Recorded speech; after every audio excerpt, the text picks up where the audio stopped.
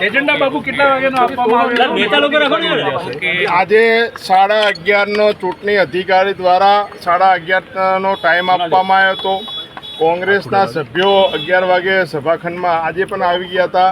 પણ ગઈકાલે જેમ અમને એક શંકા હતી કે ભાઈ આ ચૂંટણી અધિકારી શંકાસ્પદ છે, ચૂંટણી નહીં કરે, અને એ જ આજે બન્યું. અમે ગઈકાલે જ્ઞાનીબેન સાંસદ શ્રી પૂર્વ ધારાસભ્ય શિવાભાઈને કલેક્ટરને જેને રૂબરૂ મળીને રજૂઆત કરી હતી કે ચૂંટણી અધિકારી તમે બદલો.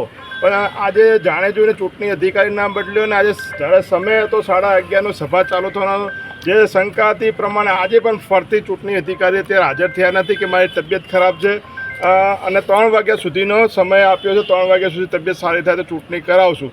એટલે ક્યાંક ને ક્યાંક આખી કાર્યવાહી શંકાસ્પદ છે. જાણે જોઈને ચૂંટણી ટાળે છે, સભ્યો તોડવા માટે કરીને, હોટ સ્ટોરિંગ કરવા માટે કરીને.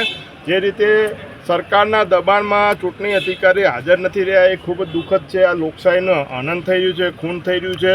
અમારા કાર્યકરો પર ખોટી ફરિયાદો થઈ, જેટલા પણ અત્યાચાર કરવા હોય એટલા કરે, પણ અમે 3 વાગ્યા સુધી સભા ખંડમાં અમારા સભ્યો બેઠા છે. એક બેનને ડિલિવરી છે, આજે 27 તારીખ આપેલી છે, તબિયત સારી નથી. ત્યારે આજે નીચે પથારી રાખીને અત્યારે અહીંયા સભાખંડમાં જ્યારે ડૉક્ટરોને નિગરાણીમાં રહેવું પડે, આથી મોટું કયું દુઃખ હોય. સરકારને, ભાજપને